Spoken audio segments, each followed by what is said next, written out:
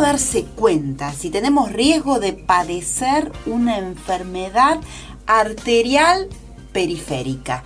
Hemos invitado al doctor Fabio Belloso, de Urológico Río Cuarto. Doctor, gracias por estar con nosotros. Gracias a vos. Doctor, empecemos primero por lo básico. ¿Qué es esto de una enfermedad arterial periférica? Bueno, poco se habla de enfermedad arterial periférica, siempre se habla de las complicaciones de la enfermedad. Uno habla de accidentes cerebrovasculares, habla de infartos, pero de esto lo que es el comienzo sería de la enfermedad aterosclerótica, el comienzo de las manifestaciones, la gente prácticamente no consulta porque no tiene síntomas. No tiene síntomas. Es decir, de cada 3 solamente uno tiene síntomas. ¿Y qué significa? Es decir, la enfermedad vascular está asociada directamente con la enfermedad aterosclerótica, es decir, las arterias se tornan duras, van disminuyendo su calibre y eso hace que el flujo de sangre a los tejidos sea mucho menor. Eso lógicamente tiene alguna manifestación de acuerdo al grado de obstrucción.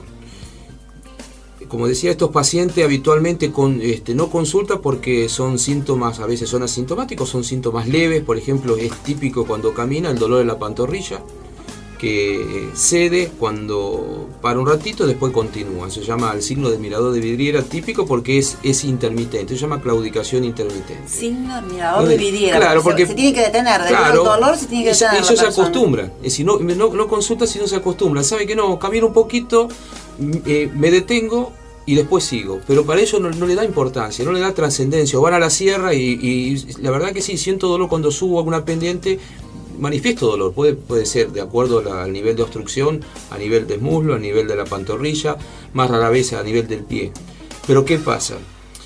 Estos pacientes habitualmente vienen con otros factores de riesgo asociados, pues, sobre todo fundamentalmente los pacientes diabéticos, hipertensos, que tienen colesterol alto, y los que fuman, los fumadores o que fumaron. Si bien dejar de fumar reduce el riesgo, pero deja sus marcas.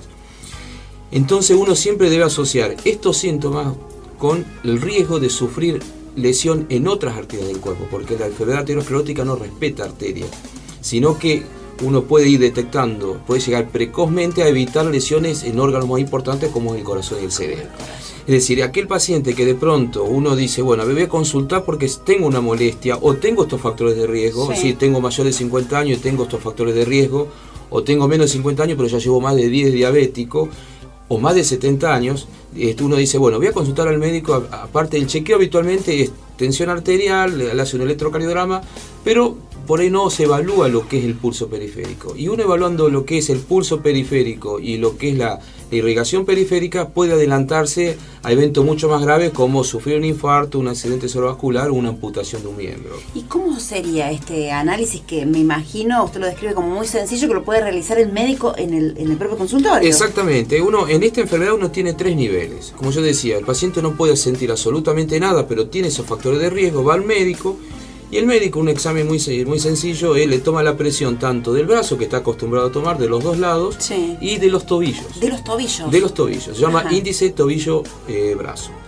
Ese índice tiene que dar un valor. Si lógicamente el valor del tobillo es mucho menor al valor del brazo, siempre es menor, pero si es mucho menor, implica que hay menos irrigación, menos llegada de sangre a ese nivel. Que algo está obstruido. Algo está pasando. Y de acuerdo al nivel de diferencia, es decir, cuanto más nos alejamos del valor normal, más grave pueden ser las consecuencias y más grave es el nivel de obstrucción. De esa manera uno ya puede detectar que ese paciente puede sufrir hasta 5 veces de riesgo sufrir un infarto, hasta 2 o 3 veces sufrir un accidente cerebrovascular.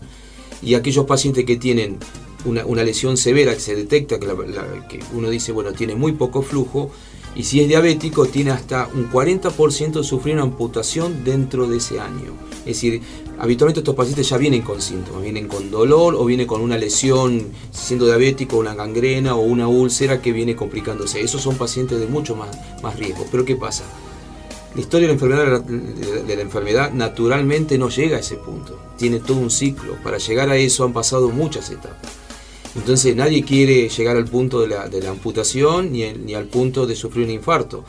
Con este examen sencillo, sobre todo sospechándolo, sí, diciendo, bueno, la verdad que soy mayor de 50 años, o soy diabético, más de 10 años de diabetes, soy fumador o fui fumador, o tengo colesterol alto, voy al médico, tengo que hacer un chequeo y ver cómo está el resto de las piernas. De ahí, si uno detecta que hay una alteración del flujo, ya lo pasa a un segundo nivel donde se busca ya un Doppler y ya un estudio más profundo. Pero lo que voy es que es una práctica sencilla y uno puede detectar y adelantarse a hechos mucho más graves, como, es decir, hoy en día y siempre se trató de hacer la medicina preventiva. No llegar, es decir, los centros de salud están atendiendo infartos, accidentes cerebrovasculares y poco se busca esta patología, que eso lo puede hacer en cualquier centro periférico o en cualquier consultorio médico. Simplemente sospechándolo y no dejarse llevar por el hecho de que será que a lo mejor no estoy acostumbrado a caminar, me acalambré y lo dejo pasar. No es decir, el dolor que se siente a nivel del tobillo, habitualmente uno tiene que consultar y que el médico descarte si es importante o no es importante. Y otro dolor que hay que diferenciarlo de origen neuropático, es decir, por algún nervio, para que la gente entienda, ese dolor calma al caminar, es distinto. Ajá. Y calma cuando uno se sienta al borde de la cama con los pies colgando. Ese cuando es de origen neuropático, es decir, de origen, si uno dice una ciatalgia. En cambio, estos dolores no, estos dolores se acentúan al caminar. Esa es la pequeña diferencia y es muy importante que el paciente primero se conozca a sí mismo, sepa los riesgos que puede correr y consulte. Porque por ahí se naturaliza, lo toma como un estado natural y no consulta. Exactamente, y los costos para los costos de salud, como los costos para la vida y los costos para la productividad de esa persona, se reducen notablemente. Estamos viendo que estamos llegando tarde. Y si no presenta síntomas, la persona de más de 50 años, hipertenso, diabético, la consulta. Exactamente. La consulta periódica. Exactamente, y hay un 50% que no consulta de esto. Por eso digo, de cada 3 solamente uno tiene síntomas. La mayoría a lo mejor en su vida va a consultar por estos síntomas.